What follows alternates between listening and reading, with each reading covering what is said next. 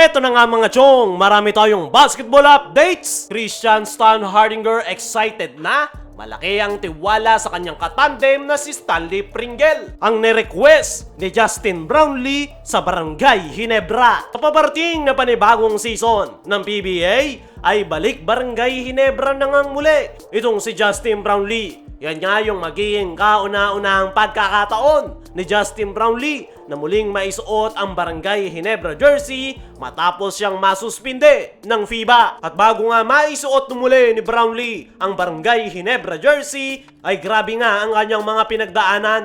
Bukod sa kanyang suspension, tinulungan niya nga ang ating national team sa nakalipas na Olympic qualifying tournament na matalo ang number 6 world ranking na Latvia at umabot pa ng semifinals. Bukod dyan ay nadagdagan nga yung accolades nitong si Justin Brownlee matapos siyang matulungan ang Pelita Jaya na tapusin ang kanilang 7-year title drought. At ngayon na magbabalik Barangay Ginebra na itong si Justin Brownlee, ay meron niya itong inirequest sa Ginebra management, which is bigyan siya ng pahinga kasama ng kanyang pamilya bago ito bumalik sa Pinas at i-represent ang Barangay Ginebra. At hindi nga naging problema yan para sa Barangay Ginebra management. Kahit hindi nga raw yan i-request ng Ginebra management, ay talagang pagpapahingahin nga raw nila ang kanilang resident import dahil halos wala nga itong pahinga dahil tuloy-tuloy ang kanyang laro. Ayaw nga ng Ginebra management na mas lumaki yung kanilang problema dahil kapag pinaglaro nila ng tuloy-tuloy si Justin Brownlee,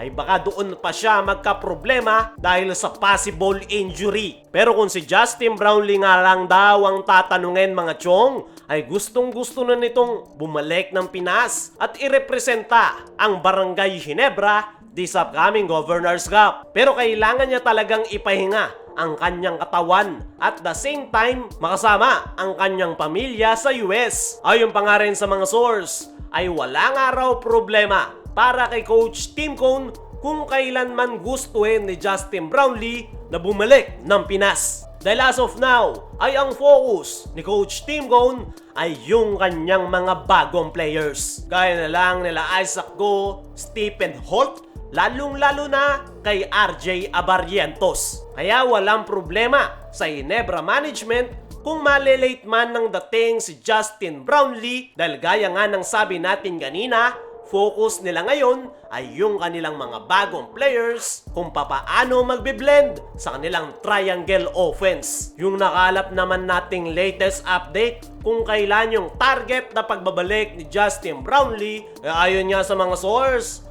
ay this week nga raw nakaschedule ang pagbabalik ni Brownlee sa kanyang kupunan. Para sa akin mga chong, hindi si Justin Brownlee ang kinakailangang maghabol ngayong Governor's Cup. Dahil unang-una, sa tagal na nitong paglalaro sa Barangay Ginebra, ay kabisado na nito yung triangle offense ni Coach Tim Cone. Isa pa, isang ang versatile player si Justin Brownlee. Kahit anong role ang ibigay mo sa kanya, ay kayang-kaya niyang magawan ng paraan. Yung pinakagagawin lang ni Brownlee sa kanyang pagbabalik sa Barangay Ginebra ay makabuo ng chemistry kasama ng mga bagong players. The rest ay kayang-kaya ng gawan ng paraan ni Justin Brownlee. Sa ngayon ay deserve ni Justin Brownlee ng pahinga matapos ang kanyang sunod-sunod na laro. Kailangan nga ni Brownlee ngayon ng pahinga dahil once na magsimula na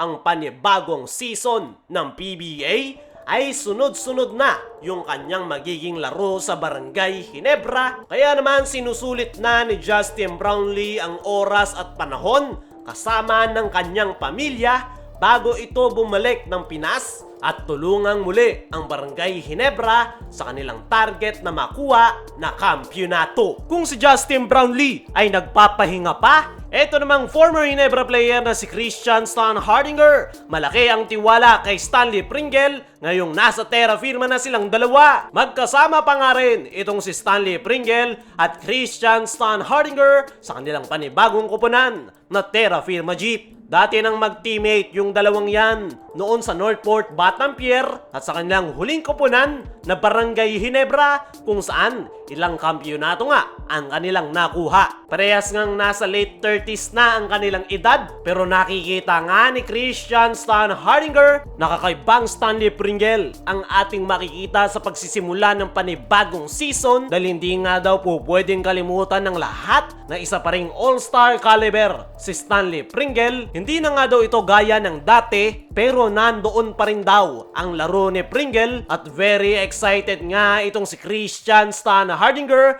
sa kanilang magiging tandem sa kanilang panibagong koponan na Terra Firma Jeep. Iba na rin daw yung kanilang sistemang nilalaro, kaya i-expect natin mga chong na mas mailalabas nitong si Stanley Pringle at ni Christian Stan Hardinger ang kanilang full potential. Para sa akin mga chong ay kahit medyo nagkakaedad na itong si Stanley Pringle at Christian Stan Hardinger, ay nandoon pa rin naman yung kanilang skills at talent.